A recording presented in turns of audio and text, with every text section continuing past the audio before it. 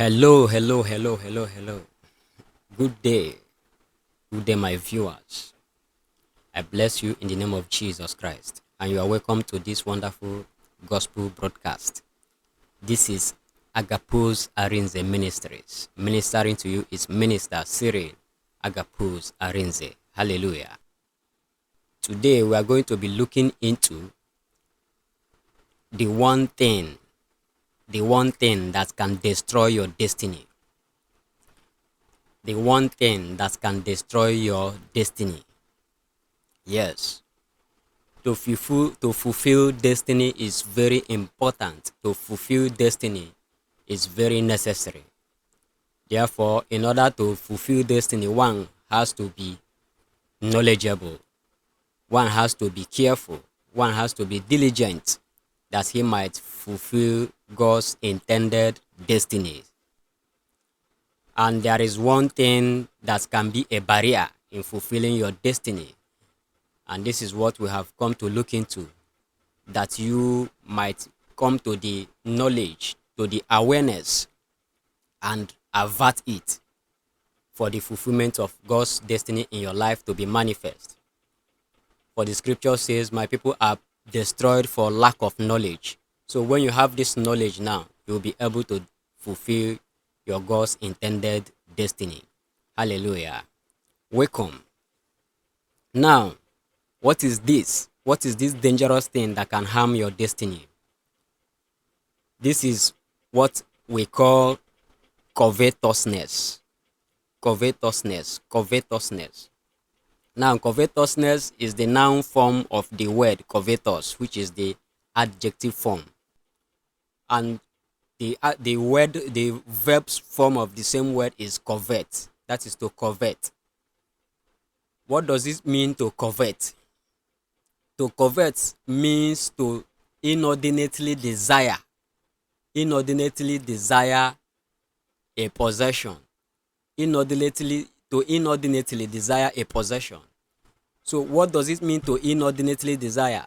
To inordinately desire simply means to desire what does not really belong to you, or what is not really meant for you. So even though you desire to have this, but they are not really yours, or even if they should be yours, maybe it's not now. For instance, if you go to a place where they are selling things, let's use just a mango for instance. If a mango is sold for $1 and you have $1, you will just go straight, give them $1, and they will give you the mango. Now, when you don't have $1 and you know that a mango is sold for $1, and then you want to take that mango, by all means, it is called covetousness. It is called covetousness. Now, in this form does not mean you are pleading. It doesn't mean you have gone to the seller and say and plead for a mango. If you are pleading for the mango, it's not covetousness. But if you want to get that mango in by any means possible, it is covetousness. Because you know, by pleading, if the owner says he doesn't want to give you, you will still simply go away.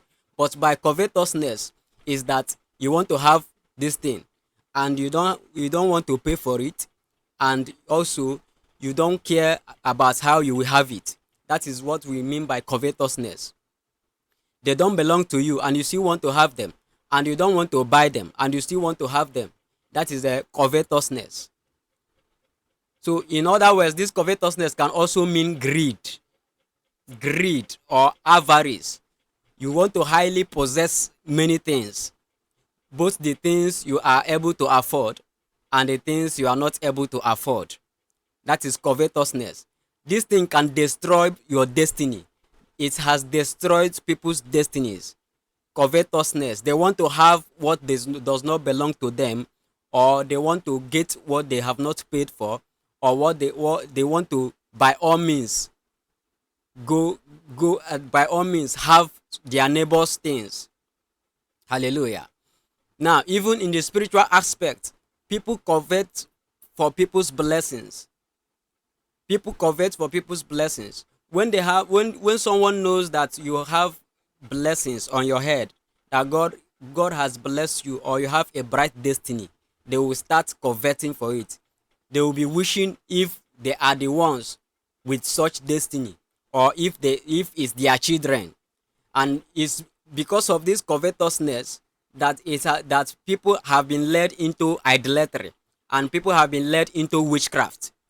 When we go through the scriptures, you also see that the Bible also described covetousness as a form of idolatry. That is why people want the destiny of someone else to be the destiny of their children, and then they go into witchcraft to have a destiny exchange. But I pray for you viewing, I pray for you listening, that no one shall be able to exchange your destiny. No one shall be able to exchange your blessings that are rightfully yours, in the mighty name of Jesus Christ. Amen. Hallelujah. Now let's look through some scriptures. Let us look at Exodus chapter 20 verse 17. Exodus 20:17. And it says, "Thou shalt not covet thy neighbor's house. Thou shalt not covet thy neighbor's wife, nor his manservant, nor his maidservant, nor his ox, nor his ass, nor anything that is thy neighbor's." Now, this is one of the commandments of God. This is one of the commandments of God. And the Lord says, "Keep my commandments and live." And Jesus says, "If you love me, you shall keep my commandments." And Jesus also says that the law and the prophets shall be fulfilled, for I have not come to destroy them, but to fulfill them. Hallelujah. So this is one of the things that can destroy your destiny. And God says, "You shall not covet not your neighbor's wife, covet not your neighbor's properties, like house, like cars." It is covetousness that lead people to armed robbery. It also leads people to robbery or to theft. They want to go and steal somebody's property. It is covetousness. Now, one of the reasons why covetousness can destroy your destiny is that it can cover your eyes. Covetousness covers your eyes, and you will not be able to see your own destiny. Your destiny can be brighter than the destiny of that person's destiny that you are coveting for. It's just that maybe you have seen some areas of manifestation in the person's life, and then you are thinking that the person has a good or a better future than yours. But maybe you are, for instance, you can be coveting or having an envious mind against someone that is just a counselor, but your own destiny can be to be the president. It is just because the person has already become the counselor, but maybe you becoming the president maybe in few months or in few years. And then when you start coveting for that counselor, you have already killed your destiny of becoming the president tomorrow, because you will now dedicate all your efforts, all your struggles in becoming the counselor, or becoming the counselor because your neighbor has become the counselor. You will now start fighting against your neighbor so that you become that counselor. So you are coveting for what your neighbor has, but what you too have, what you really have, might be very, very, very greater than what that your neighbor has. Hallelujah. That is how your covetousness can destroy your destiny. That is one of the ways it can destroy your destiny. Hallelujah. Let us also look at Exodus chapter 18 verse 21. Exodus 18:21. And it says, Exodus 18:21, "Moreover, thou shalt provide out of all the people able men, such as fear God, men of truth, hating covetousness, and place such over them to be rulers of thousands, and rulers of hundreds, rulers of fifties, and rulers of tens." Now, this is an advice given to Moses in the wilderness about people he should pick out as rulers of the people of Israel to help him in the ruling of God's children.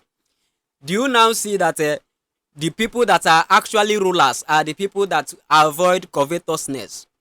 When you are when you want to rule, when you want to rule, when you want to go far, to rule your destiny or to rule in the field of your career, you need to avoid covetousness.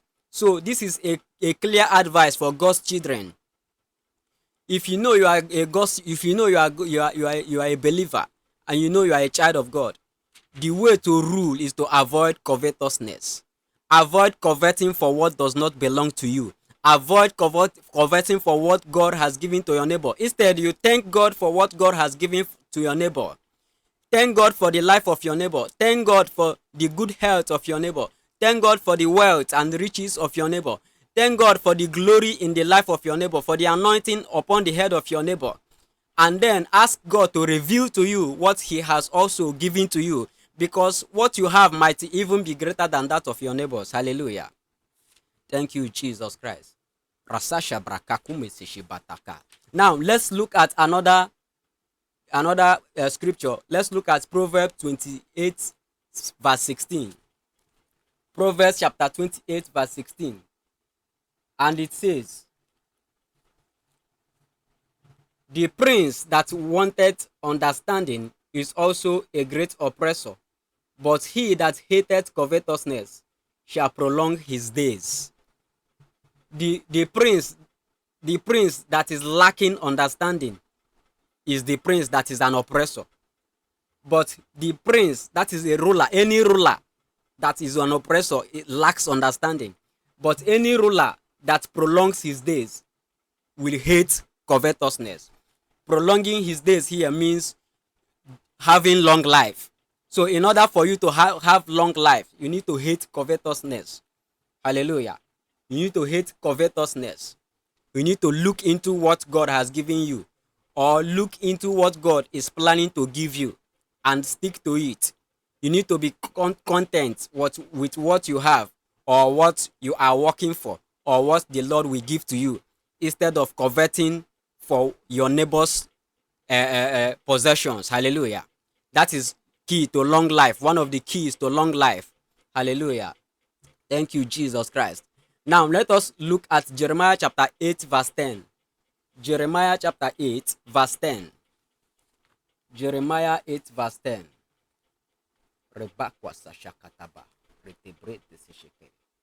Jeremiah chapter 8 verse 10. Thank you, Jesus Christ.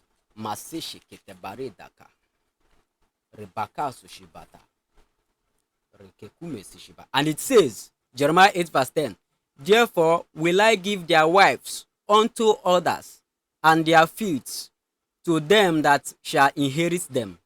For every one from the least even unto the greatest is given to covetousness.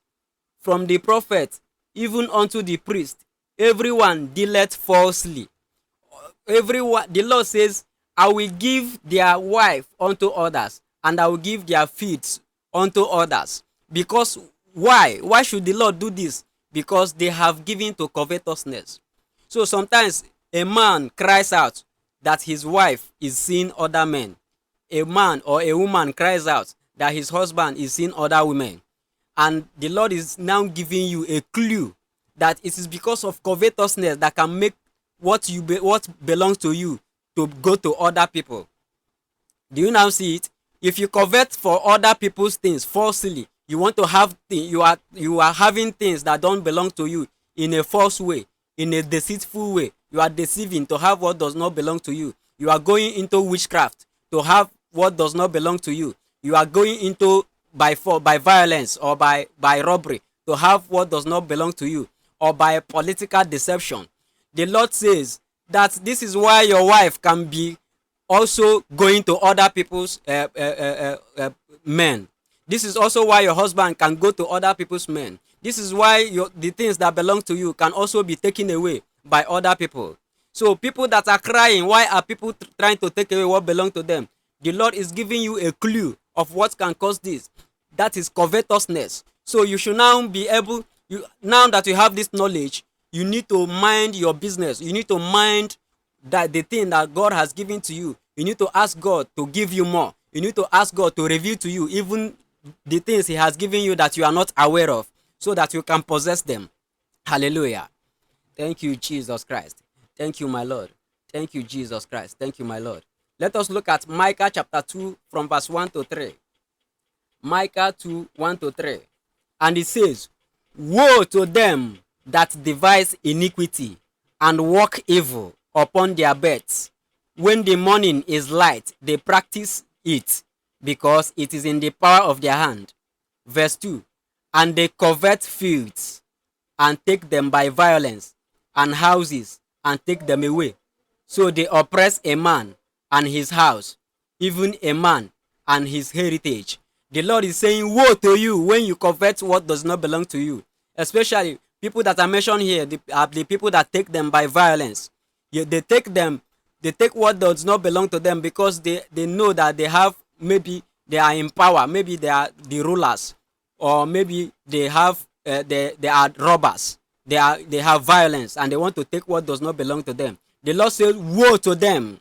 Woe to them. They devise evil in their beds, and when the morning comes, they will start the evil. When others are sleeping, but they are devising evil. When others are sleeping, they are thinking of evil. They are thinking of what to have what belongs to others. They are thinking of how to stop others from having what others have. Sometimes covetousness can also mean to stop someone from having what he has. So some people say that if he does not have it, let no one else have it, and that is witchcraft. That is witchcraft. So if you don't have a car, you don't want your neighbor also to have a car. So you want everybody to be in poverty. If you don't want to work to eat, you don't want others also to work and eat. So when your neighbor is working to eat, you say you should stop him, because you are lazy. You want others to be lazy. That is covetousness too. You want everybody to be in your situation, even though that your situation is not a good one, and you want everybody to be in that situation. That is witchcraft, and that is a covetousness. Hallelujah. And the Lord God says, woe unto you if you are practicing this. Then in verse 3 he says, therefore thus says the Lord, behold, against this family do I devise an evil, from which ye shall not remove your necks, neither shall ye go haughtily, for this time is evil. Hallelujah. Do you now see that covetousness can cause your destiny to be destroyed? And we also saw that it can cause your days not to be long. So if you are covetous, this knowledge has come to you for you to repent. Repent and believe in Christ Jesus, and ask the Lord to give you contentment. Ask the Lord to show you what you have, because what you have can even be greater than what you are coveting for. Hallelujah. Thank you, Jesus Christ. Thank you, my Lord. Let us look at Luke chapter 12 from verse 15. Let us look at verse 15 first. Luke 12. Luke chapter 12. Luke chapter 12 and verse 15 says, and he said unto them, take heed and beware of covetousness, for a man's life consisteth not in the abundance of the things which he possesseth. Jesus says, take heed. That is, be careful that you don't give in to covetousness, because a man's life does not consist only in what he has. Your life does not consist only in what you have. Your life consists of even your soul. And when you die, you cannot take anything you have on earth to where you're going to. That is what Jesus Christ is telling you today. So you need to be careful not to live in covetousness. You need to be careful. Now, the same Luke chapter 12. Let us look at verse 18 to 20. Let us look at verse 18 to 20. He's talking about somebody who just gathered his harvest. And in verse 18, and he said, this will I do. I will pull down my barns and build greater, and there will I bestow all my fruits and my goods. And I will say to my soul, soul, thou hast much goods laid up for many years. Take thine ease, eat, drink, and be merry.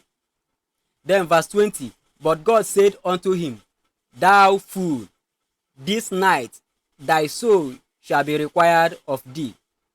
Then whose shall those things be which thou hast provided? Hallelujah. This person is saying, my soul can now rest because I have gathered enough wealth. I have gathered enough wealth. My soul can now rest. And God required his soul from him. And God is asking him, all these things you have acquired, who will now possess them? Who will now possess them? Hallelujah. Verse 21 of the same Luke chapter 12. And Jesus says, so is he that layeth up treasure for himself and is not rich toward God. So covetousness can also mean gathering wealth only for yourself, gathering things only for yourself, gathering everything just for yourself. You can do anything just to gather for yourself alone.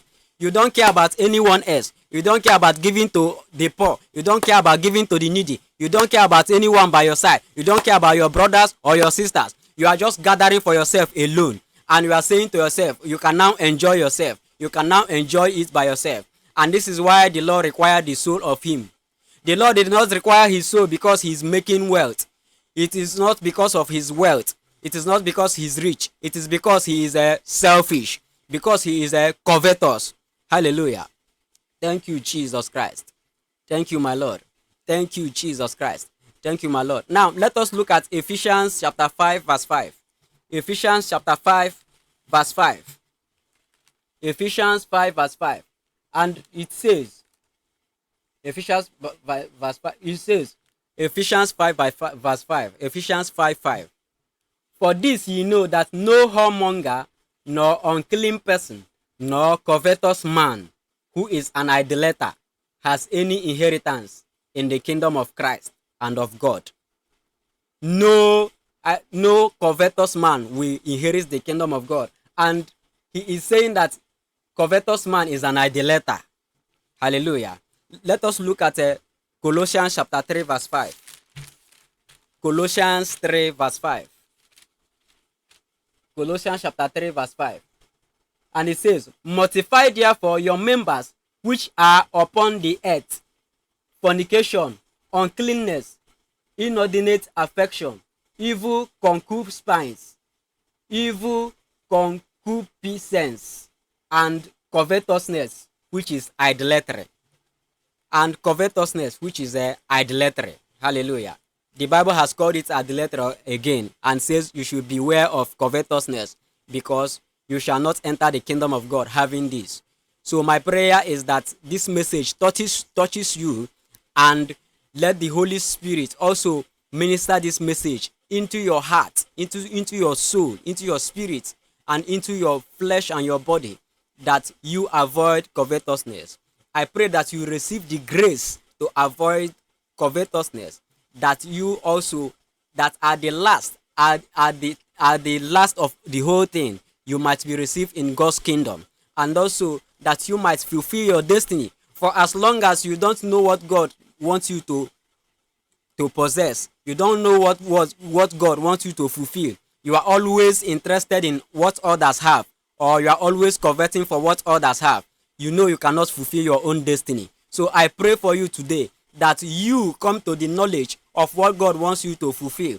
Come to the knowledge of God's intended destiny for you. Come to the knowledge of God's intended purpose for you and for your life, and fulfill your destiny and be content with what God has given to you and what God is about to give you and what God will give to you. I also pray that you have a spirit, the spirit of revelation. Let God rest upon you the spirit of knowledge and revelation, that you come to the knowledge of all his goodness in your life, and you will be able to thank God for what he has given you. You'll be able to appreciate him for a lot of things you have others do not even have, but the enemy wants you to be coveting for others.